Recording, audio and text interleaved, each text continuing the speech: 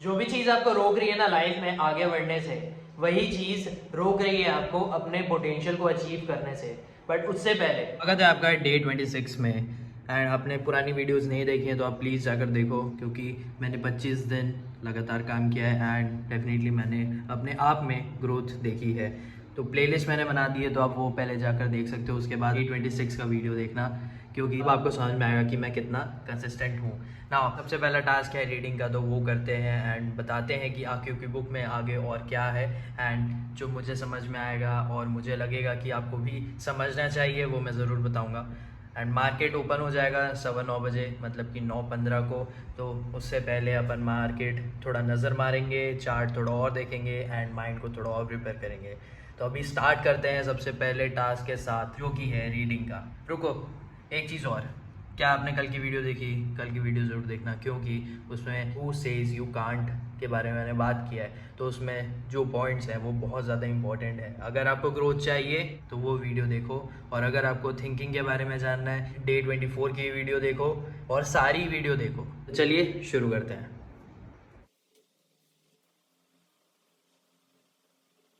Reading करते time ना मैं कुछ पॉइंट्स आज नोट कर रहा हूँ, वो मैं आपके साथ शेयर करूँगा। तो सबसे पहली चीज़ है कि जो रूट कॉज ऑफ प्रॉब्लम होता है ना, वो समझना है, ना कि जो हमारे सामने बस दिख रहा है।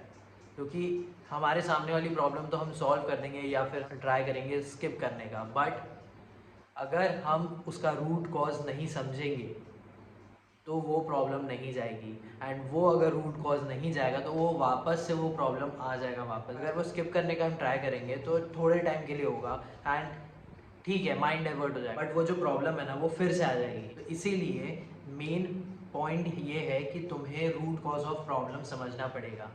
एंड आके का यही कहना है अपनी कंपनी को लेके या फिर किसी चीज़ को भी लेके कि रूट कॉज को समझना पड़ेगा। सेकेंड इज़ कि इन्होंने ना काफ़ी ज़्यादा मेहनत की है। जैसे कि मैंने प्रीवियस वीडियो में भी बोला है कि तुम्हें दूसरी कंट्री में जाना है तो उसके रूल्स के अकॉर्डिंग तुम्हें काम करने पड़ेंगे, कोऑपरेट करना पड़ेगा, तभी कुछ ना कुछ काम बनेगा, तभी कंट्री को ग्रोथ मिलेगी।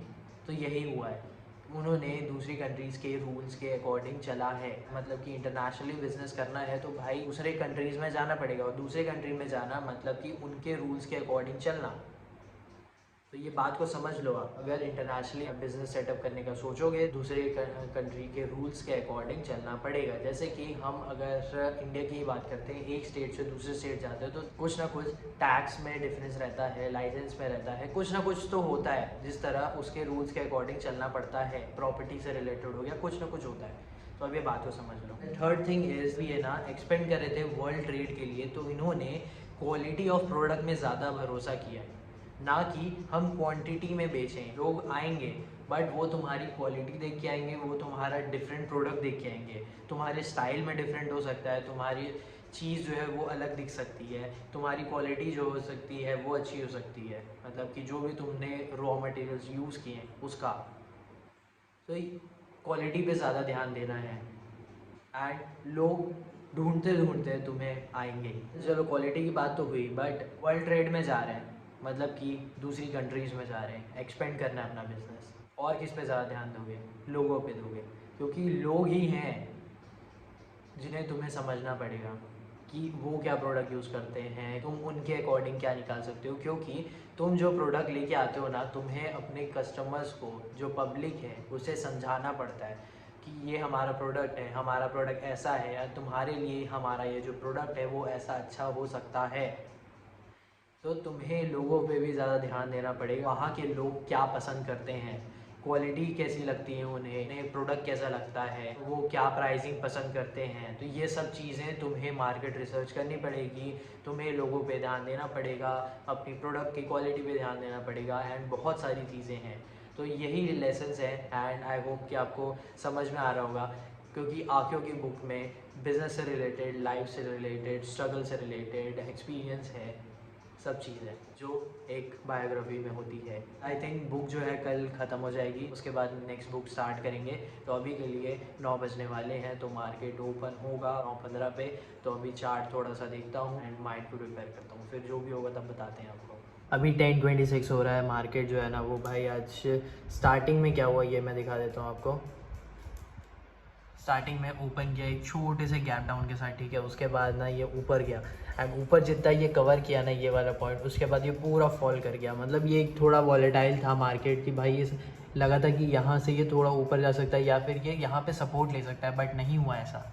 ये पूरा एक बड़ी कैंडल बना दी इसने एंड फिर ये फॉल कर गया, होल्ड लिया, उसके बाद फिर फॉल कर गया एंड यहाँ पे अभी एक होल्ड ले रहा है। देखते हैं उसके बाद क्या होता है। फिलहाल के लिए अभी एक ट्रेड मिला था एंड नाउ ट्रेड हो चुका है, तो फिर अभी मैं जाता हूँ एंड ब्रेक लेता हूँ। एंड जो मार्केट का मूवमेंट है वो अभी ठीक है, प्राइजेस जो प्रीमियम है वो अच्छे से मूव कर रहे हैं, तो ऐसा नहीं है कि स्लो मार्केट है या फिर ठंडा मार्केट है, ठीक है। बाद में देखते हैं कि मार्केट में और क्या होता है। 3:15 हो रहा है। मार्केट जो है ना आज पूरा इस रेंज में घूमा है एंड जो ये ट्रेंड लाइंस मैंने बनाई है उसी में ही सपोर्ट ले रहा है एंड यहीं से ही रिजेक्शन आया जो इसका रेजिस्टेंस पॉइंट है, ये जो ट्रेंड लाइन है। अभी ट्रेड ख़त्म हो चुके हैं, मेरे 2 ट्रेड थे एंड दोनों ख़त्म हो चुके हैं। मे बी चांसेस हाँ मिले हैं, लेकिन मैं नहीं ले पाया क्योंकि 2 ट्रेड ख़त्म हो गए थे एंड जो रिस्क कैपेसिटी है वो भी ख़त्म हो गई थी। तो इसीलिए अब नेक्स्ट डे पे ट्रेडिंग करेंगे जो कि मंडे को रहेगा, क्योंकि आज फ्राइडे है एंड ट्रेडिंग डे इस हफ्ते का ख़त्म होता है। तो देखो मिल रहा था, पॉइंट्स मिल रहे थे, कहीं ना कहीं चांसेस मिल रहे थे, बट द थिंग इज़ कि अब एक जो कैपेसिटी ख़त्म हो गई है ना, तो उसके बाद एक्सीड नहीं करना है, क्योंकि नेक्स्ट ट्रेडिंग डे में ना वो प्रॉब्लम होगी कि भाई मैंने पिछले में ही इतना ज़्यादा दे दिया है, तो क्योंकि कवर भी करना है एंड मे बी वो आगे जा सकता है, मे बी तुम्हें वो पॉइंट मिल सकता है, मे बी तुम सारे रिकवर कर सकते हो। वो एक टाइम के बाद जब बहुत ज़्यादा रिस्क लेना होगा तब करेंगे, बट राइट नाउ अभी ऐसा है ना कि जब तुम्हें सेफ खेलना है, मतलब कि तुम एक प्लान के साथ चल रहे हो, तुम उस स्ट्रैटेजी को एक्सीड नहीं करोगे, मतलब कि तुम आगे नहीं बढ़ोगे, जो भी तुम्हारी लिमिट है उसको, तो तुम अपनी लिमिट को पुश करो, बहुत अच्छी बात है। बट जब एक प्लान के साथ, एक स्ट्रैटेजी के साथ कुछ सोच कर, कुछ डिसीजन लेकर करा जाता है ना, तो ये मतलब नहीं है कि अपने आप को पुश करने के लिए हर लिमिट पार कर दो, मतलब लिमिट तोड़ते जाओ। थोड़ा स्ट्रैटेजीज़ के साथ चलना पड़ता है।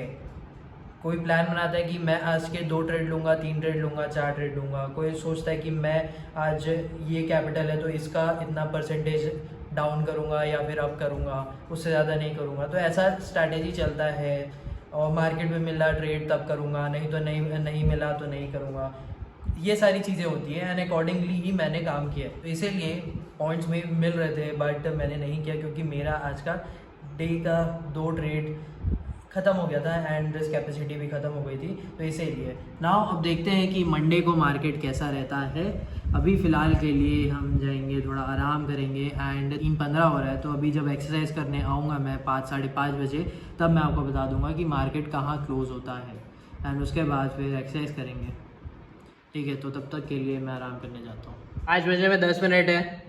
बता देता हूँ कि मार्केट जो है वो हमारा जो लेवल है सपोर्ट का, वहीं से ये वापस ऊपर जाने का ट्राई किया है एंड लेवल्स जो थे सपोर्ट वाले उसके ऊपर ही क्लोजिंग दिया है। अब मंडे को देखते हैं कि मार्केट कैसा रहता है। फिलहाल के लिए हम जाते हैं, वर्कआउट करते हैं, क्योंकि आज चेस्ट वर्कआउट है। पहले वॉक करते हैं, वही बारिश का थोड़ा मौसम है एंड अभी बारिश बंद है, तो बारिश स्टार्ट ना हो जाए या फिर बारिश के पहले अभी स्टार्ट कर देते हैं वॉक करना, उसके बाद फिर वर्कआउट करेंगे एंड फिर बात करते हैं कि आज कोई ऑडियो बुक अगर मैं सुनता हूँ तो उसमें मेरा क्या व्यू है।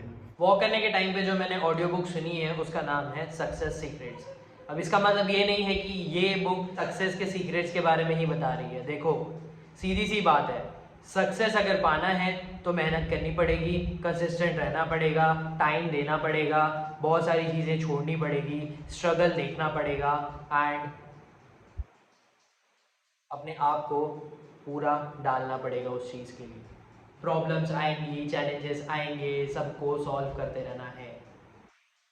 सक्सेस एक रात में नहीं मिलेगा, कल की वीडियो में जैसे मैंने बोला, बट मेरे को इस बुक से कुछ ना कुछ अच्छा लगा तो वो मैं आपको ज़रूर शेयर करना चाहता हूँ। फर्स्ट थिंग, आपको पॉजिटिविटी बहुत ज़्यादा रखनी पड़ेगी अपनी लाइफ में, तो अपने आप को पूरा घेरना पड़ेगा पॉजिटिविटी से।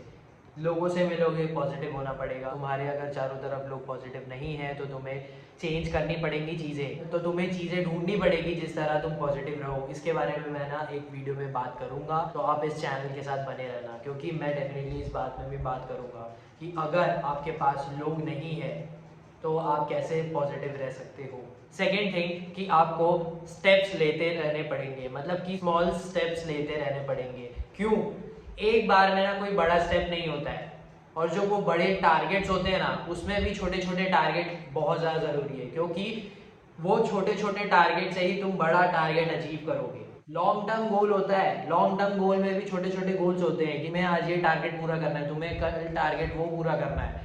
तो वो जब टारगेट्स पूरे होंगे अभी तो तुम लॉन्ग टर्म गोल की तरफ जाओगे। तो समझ लो कि तुम्हें स्मॉल स्टेप्स लेने पड़ेंगे। ऐसा कोई भी नहीं है जिसने बड़े बड़े स्टेप्स लिए हैं, सब छोटे छोटे स्टेप्स लेते लेते ही ऊपर गए हैं, एंड फिर वो स्टेप्स बड़े होते जाते हैं क्योंकि काम का लेवल बढ़ते जाता है।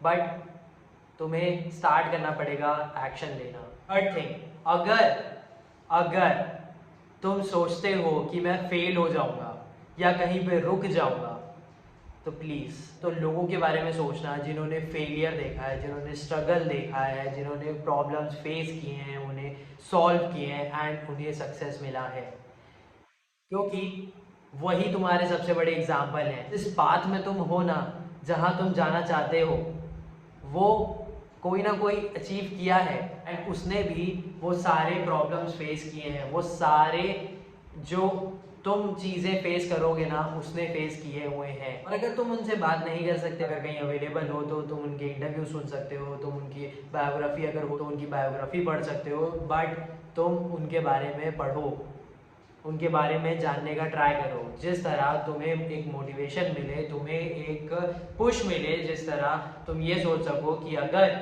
ये करा है तो मैं भी कर सकता हूँ, अगर मैं कहीं पे रुका या अगर मैं कहीं फेल हुआ तो मैं फिर भी नहीं रुकूंगा, मैं फिर भी आगे बढ़ने का ट्राई करूँगा एंड आगे जाऊँगा।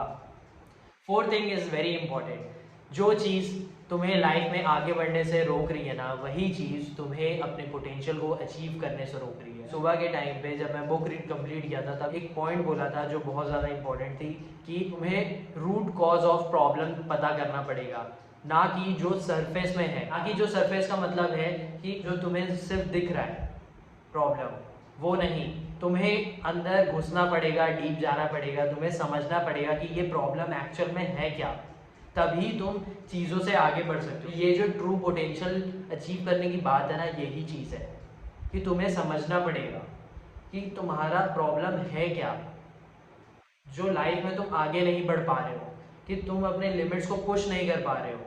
समझो इस बात को कि जो तुम्हारा ट्रू पोटेंशियल है ना, वो बहुत ज़्यादा है। जिस लेवल पे तुम हो ना, वो तो बहुत छोटी चीज़ है, उससे आगे और भी जा सकते हो। किसी को भी नहीं पता है कि कौन सा इंसान कब बूम कर सकता है और कितना बूम कर सकता है। बस वो इंसान को अपने सेल्फ अवेयरनेस करनी बहुत ज़्यादा ज़रूरत है, मतलब कि अपने थॉट्स को प्रैक्टिस करने की बहुत ज़्यादा ज़रूरत है। इस चीज़ के बारे में मैंने डे 24 की वीडियो में बोला है, तो आप प्लीज़ वहाँ पर जाकर चेक कर सकते हो, एंड 60 डेज चैलेंज की जो प्लेलिस्ट है वो भी चेक करना। तो समझ रहे हो, आपको समझना पड़ेगा कि आपको क्या चीज़ रोक रही है लाइफ में, जिस तरह आप आगे नहीं बढ़ पा रहे हो, जिस तरह आप अपने ट्रू पोटेंशियल को नहीं समझ पा रहे हो। सक्सेस का सीक्रेट कुछ नहीं है, बस ये है कि तुम्हें समझ आ जाना चाहिए कि तुम क्या चाह रहे हो, तुम्हें सेल्फ अवेयरनेस होना चाहिए, तुम्हारे पास कोई प्लान होना चाहिए, तुम्हारा कोई इंटरेस्ट होना चाहिए, एंड एक डेडिकेशन, एक डिसिप्लिन, फोकस होना चाहिए कि मैं ये काम करना चाहता हूँ। एंड वन थिंग, परसिवेरेंस का एटीट्यूड बहुत ज़्यादा ज़रूरत है इसमें, क्योंकि रखना पड़ेगा। बहुत सारी चीज़ें आएंगी, फेलियर्स आएंगे, प्रॉब्लम्स आएंगे, एंड मन करेगा कि भाई क्या कर रहा हूँ मैं, छोड़ देता हूँ, बट नहीं, छोड़ना नहीं है। यही चीज़ है, तुम्हारा जो परसिवियरेंस का एटीट्यूड होगा वही तुम्हें उस जगह पे रोक कर रखेगा। जिस तरह तुम वो प्रॉब्लम, चैलेंज, रोना धोना, फेलियर को फेस करो, सॉल्व करने का ट्राई करो, भूल जाओ एंड आगे बढ़ो। आई होप आपको समझ में आ रहा होगा एंड वीडियो आपने पूरी देखी होगी। तो कल की वीडियो में देखते हैं कि किस बारे में बात करेंगे, तो आप प्लीज़ वीडियो के साथ बने रहना, एंड आई होप कि आपको वीडियो अच्छा लगा होगा। तो थैंक यू फॉर वॉचिंग।